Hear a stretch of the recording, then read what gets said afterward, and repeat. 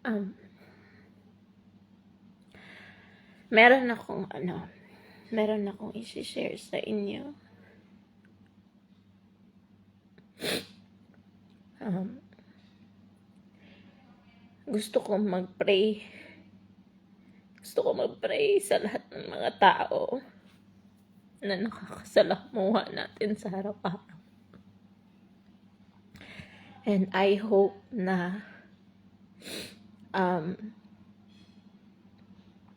majority ng mga tao, hindi ko alam kung bakit ko ginagawa to, pero gusto kong gawin.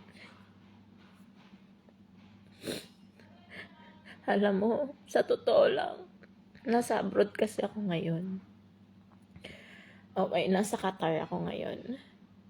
Ngayon, sobrang ang struggle na meron ako, sobrang ang dami kong struggle na kinakaharap dito, na walang ni isang nakakaalam hanggat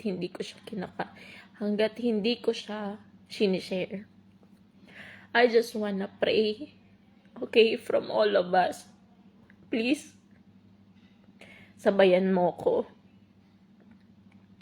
Kung ikaw, magbabalak ka mag-abroad, ito lang yung gusto kong i-pray kapag may balak kang mag-abroad.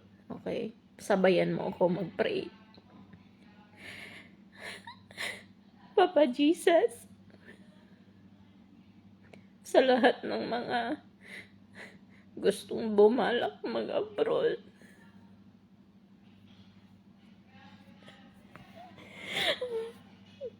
please guide them. Give them may karanasan po sila para hindi po sila mawalan ng landas kapag magbabalak po sila mag-abroad. God, sa lahat na magbabalak abroad, dapat po be prepared for themselves na marami ho talagang mga tao na nakapaligid na masasamang tao na hindi po yan maiiwasan talaga lahat ng bawat isa. Papa Jesus, support them with your presence, na sana lahat po ng mga taong mag-abroad, especially sa abroad, malalampasan nila yung mga problema na haharapin nila. Kasi po, nangyari po yan sa akin. Hindi po talaga siya madali. And, sorry, umiiyak ako kasi God is revolving my life today. Hindi ako makapaniwala. Really, nag-i-struggle talaga ho ako. And, wait lang, hindi pa ako tapos sa prayer ko. Pero, pakinggan mo lang ho muna ako. God, let them, sana, Tagalogin ko na lang. Sana, Lord, yung makaka-encounter nilang mga ibang tao sa company nila, sana makasundo nila, kasi hindi po talaga lahat ng tao mauunawaan tayo sa lahat ng meron tayo bilang tayo. So, ako sa totoo lang na-experience ko kasi na from all this past year, 2025, na-experience ko yung minamaliit ako, na-experience kong ini-insulto ako, na-experience ko yung hindi ako pinapanigan sa mga suwisyon ko, sa experience ko sa company ko. Niloloko ako, Um, ano pa, as in, marami talaga. Like, naaagrabyado pati yung pera yung pera na pinaghirapan ko. Lahat yun. Lahat yun na-experience ko. First time ko. First time ko maranasan yun sa buhay ko. Tapos, yung hindi maayos yung treatment ng employer. Naranasan ko yun. Yung gaganutuhin ka ng employer, naranasan ko yun. Totoo po yan. Pero hindi ako naglaban. Kasi I believe that God will gonna help me. Kahit family ko, hindi ako nagaganyan-ganyan, hindi ako nasasaktan. Pero yung ibang tao, lalo na yung employer ko, na ganun ako. Anyway, may reason yun.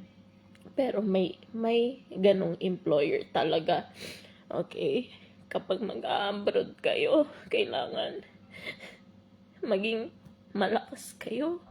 Malakas kayo din sa itaas kasi anyway, I'm in a good condition today. Okay, gusto ko lang siyang i-share sa inyo. I just wanna say thank you kay God. Kasi nga, as in totally nag-pray talaga ako kahapon. Na lahat ng mga bintang nila sa akin, hindi siya totoo. And I think it's working already right now. And ako, sa lahat ng mga mag-abroad, you have to be knowledgeable when it comes to law. Kasi kapag hindi mo alam yung pinasukan mo, mahihirapan ka talaga. Okay, mahihirapan ka. Tapos, meron akong kwento. Okay?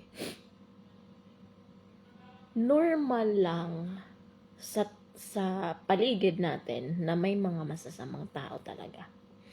Hindi natin yan maiiwasan. Okay? Hindi natin yan maiiwasan. Ang dapat lang talaga natin matutunan sa sarili natin. Okay? Ano 'yon? How you control yourself into positive way. Oo. Yun lang kasi kapag negatibo ka kahit sa sarili mo, hindi mo malalagpasan yung problema. So, you have to consider yourself na kahit anong pagsubok, kailangan magiging positibo tayo, especially nandito ka sa abroad.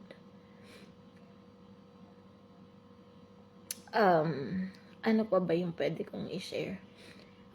Thanks God na lahat ng... Actually, hindi naman ako masyadong nagpe-pray ha.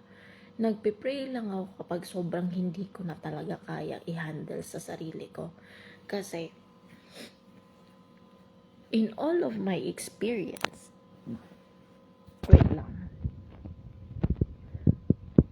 in all of my experience here, okay, sa bansang Qatar, sinusubok talaga yung pagkatao ko. Hindi ko alam kung I don't know kung OFW ka din ba before or what. Pero iba yung impact sa akin na natutunan ko while I'm here. Okay, na nandito ako sa ibang bansa. Para siyang hinubog yung pagkatao ko. Like, it humbles myself enough. How am I supposed to be in person? It really humbles me. Talagang mas mas pinapairal yung pasensya ko na nandito ako sa ibang bansa. Okay? There are times na nagre-reach out yung ego ko. Talagang ang taas ng ego ko kung tutuusin lang. Yeah, I admit that on myself. Okay? Pero, the moment na nagtatagal ako dito sa ibang bansa, it clarifies me, all the person behind me, kung sino yung mga dapat na iiwasan ko at mga taong dapat kakaibiganin ko. Nakita ako sa sarili ko. Kitang-kita ko sa sarili ko na yung mga taong nakakasalamuhan natin araw-araw is you have to be thankful. Kasi kung tutuusin, sila at sila lang din yung huhubog sa pagkatao natin kung anong meron kulang tayo sa pagkatao natin. You have to be thankful na naging part siya ng buhay natin, which is I am very aware of. But there are specific na area na wala din talaga ako, which is sinubok yan sa akin ngayon. Okay? And wala, nagpapasalamat lang ako, pero sa sobrang binigyan ako ng ganito, okay, ng talino, ng kahit papano ni God, okay, doon ko na imagine na hindi sila yung may kasalanan, okay, or hindi sa kasalanan, ha, hindi sila yung nagdadala ng pagkatao ko, okay, tayo yung mga nagdadala sa dito, okay. Ngayon,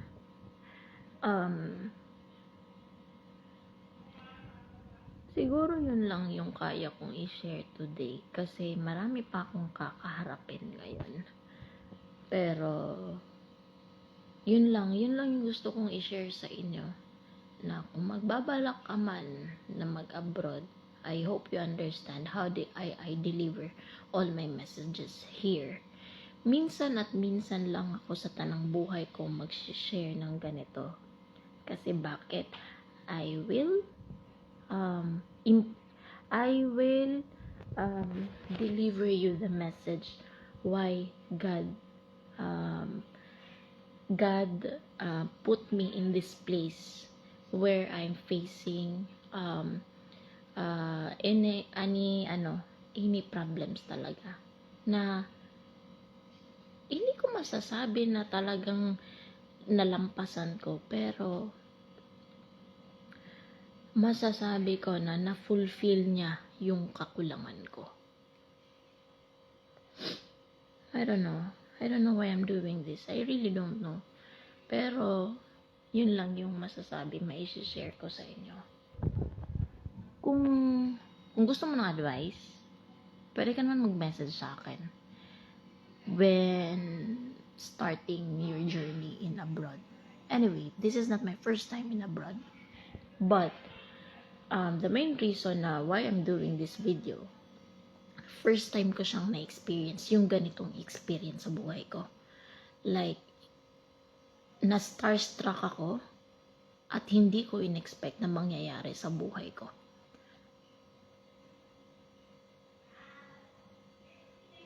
Sa lahat ng mga friends ko siguro dito, I'm sure majority sa inyo kilala nyo ako kung how I interact myself in public, and you don't know how I interact also in private. There are fews, only fews of of you know me in private. Okay? So, hindi ko lang muna siya ipapublic, saka ko na siya ipapublic to. Once, yung plan B ko, anyway, B, C, D, I have a lot of plans. Okay? But, when I supposed to tell you the right moment, yung plan ko magtagumpay, I will publicly announce this. Maraming mawiwindang talaga. Marami yung mawiwindang. I don't know what will gonna happen by tomorrow, but I'm very lucky today. I am very lucky today. Really, I'm very lucky. It's a very lucky day today. Okay? Yan yung gusto kong i-share sa inyo.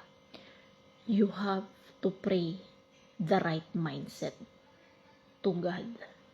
Every moment na meron tayong kakulangan. Kasi kapag hindi ka nag-pray para dito,